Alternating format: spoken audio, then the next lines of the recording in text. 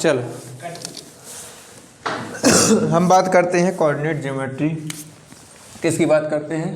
Coordinate geometry की। ठीक है, चैप्टर नंबर है 7th, coordinate geometry chapter number 7, class 10th। ठीक है, कोऑर्डिनेट ज्योमेट्री होती क्या है, कोऑर्डिनेट ज्योमेट्री के बारे में जानेंगे। ठीक है, कोऑर्डिनेट ज्योमेट्री होती क्या है।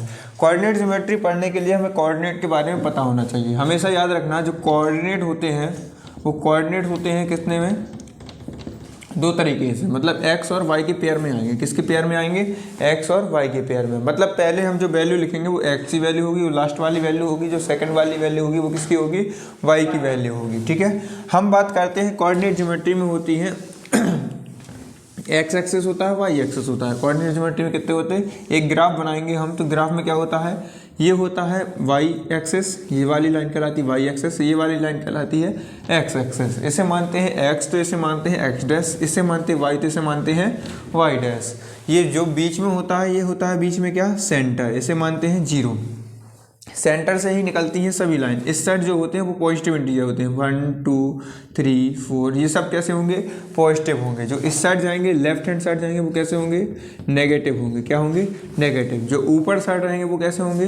पॉजिटिव होंगे। जो नीचे साइड रहेंगे वो कैसे रहेंगे? नेगेटिव। तो याद रखना, जब भी बात की जाए एक्स एक्सेस की, जब एक्स एक्सेस की बात की जाए तो अपने पास x का मान x रहेगा और 0 हो जाएगा क्या? y का मान। अगर y एक्सेस की बात करेगा तो y एक्सेस का मान हो जाएगा y और x का मान कितना हो जाएगा? 0 हो जाएगा। मतलब जिस एक्सेस की बात की जाएगी वो क्या हो जाएगा? y उसका मान होगा और नेक्स्ट जो होगा अलग वाला दूसरा वाला होगा वो क्या हो जाएगा? 0 हो जाएगा। अपन बात करते हैं कोऑर्डिनेट ज्योमेट्री में तीन फार्मूले बेस्ड हैं, जिसमें से 2 इंपॉर्टेंट फार्मूले हैं। 2 इंपॉर्टेंट फार्मूले कौन कौन से हैं? डिस्टेंस फार्मूला, जिसे हम बोलते हैं क्या? एक लाइन बनाते हैं, लाइन में 2 कोऑर्डिनेट होते हैं। एक लाइन में कितने कोऑर्डिनेट होते हैं? 2। लाइन सेगमेंट जब भी बनाते हैं तो कितने कोऑर्डिनेट होते हैं? 2। इसे मानते ए, इसे मानते बी। जहाँ से स्टार्ट होती लाइन वहाँ कोऑर्डिनेट बनाता है और जहाँ एंड होती है वहाँ पर भी क्या बनाता है? कोऑर्डिनेट बनाता है। यहाँ पर जो होंगे वो एक्स और वाई के पेयर में होगा, यहाँ भी क्या होगा? एक्स और वाई के पेयर में होगा।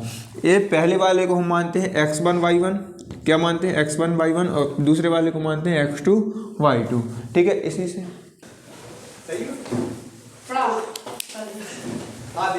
हाँ देखो, अपन को निकालना क्या है? एक अपन को लाइन दी जाएगी, लाइन में होंगे 2 कोऑर्डिनेट। एक एक्स कोऑर्डिनेट होगा एक 7 चैप्टर कोऑर्डिनेट ज्योमेट्री। ठीक है, इंट्रोडक्शन पढ़ा रहे। ठीक है, देखिए एक लाइन गिवन होगी अपन को, क्या होगी? एक लाइन गिवन होगी जिसमें ए फर्स्ट पॉइंट होगा, जहाँ से स्टार्ट होती है लाइन वो कहलाता है फर्स्ट कोऑर्डिनेट, और जहाँ एंड होती है लाइन वो कहलाता है सेकंड कोऑर्डिनेट। फर्स्ट कोऑर्डिनेट के जो कोऑर्डिनेट मानेंगे वो एक्स वाई होंगे, उसको मानेंगे x1 और y1। जो सेकंड कोऑर्डिनेट होंगे उसे मानेंगे x2 और y2। ठीक है, उसके बाद बात करते हैं, इसी से बनता है डिस्टेंस फॉर्मूला। मतलब यहाँ से यहाँ तक की जब हमें डिस्टेंस निकालनी पड़ती है, मतलब क्या निकालनी पड़ती है? डिस्टेंस। डिस्टेंस निकालने के लिए हम फॉर्मूले का यूज करते हैं जिसका नाम है डिस्टेंस फॉर्मूला। क्या नाम है? Distance formula. डिस्टेंस फॉर्मूला होता है स्क्वायर रूट। स्क्वायर रूट क्या होता है? x2 माइनस x1 का whole square plus y2 minus y1 का होल स्क्वायर। ये क्या होता है? हमारा डिस्टेंस फार्मूला होता है। क्या होता है? ये डिस्टेंस फार्मूला होता है। इसी से हमारा 7.1 पूरा क्या होगा? सॉल्व होगा। ठीक है, दूसरा फार्मूला होता है सेक्शन फार्मूला। क्या होता है? एक होता है सेक्शन फार्मूला। सेक्शन फार्मूला क्या करता है? सेक्शन फार्मूला होता है, सेक्शन फार्मूला बताता है हमें कि एक लाइन क्या करता है, किसी एक लाइन में दूसरा पॉइंट लगा दे, मतलब 2 पॉइंट के अलावा तीसरा कोऑर्डिनेट लगाए। मतलब एक पॉइंट बनाएंगे, एक पॉइंट बनाया तो हमने इसको माना क्या? पी पॉइंट माना। मतलब ये पी पॉइंट क्या कर रहा है? इस लाइन को 2 डिवाइड में कर रहा है। एक ये हो गया पार्ट, एक ये पार्ट हो गया, मतलब 2 सेक्शन बना दिए, यानी ए से पी तक जाएंगे, पी से बी तक जाएंगे। तो हम सेक्शन फार्मूले का यूज़ करते हैं। सेक्शन फार्मूले इसको मानते हैं कोऑर्डिनेट एक्स और वाई। जब हम सेक्शन फार्मूला लगाते हैं तो हम लगाते हैं क्या? x2 m1 plus m2 x1 upon में आता है m1 प्लस m2। दूसरा होता है y2 m1 plus m2 y1 upon m1 plus M2। ये क्या होता है अपना सेक्शन फार्मूला होता है। क्यों? क्योंकि ये हमें निकालने देता है P और XY के कोऑर्डिनेट, मतलब जो बीच वाला पॉइंट होता है इसके कोऑर्डिनेट निकालते हैं तो ये क्या कहलाता है, सेक्शन फार्मूला कहलाता है। क्या कहलाता है? Section formula.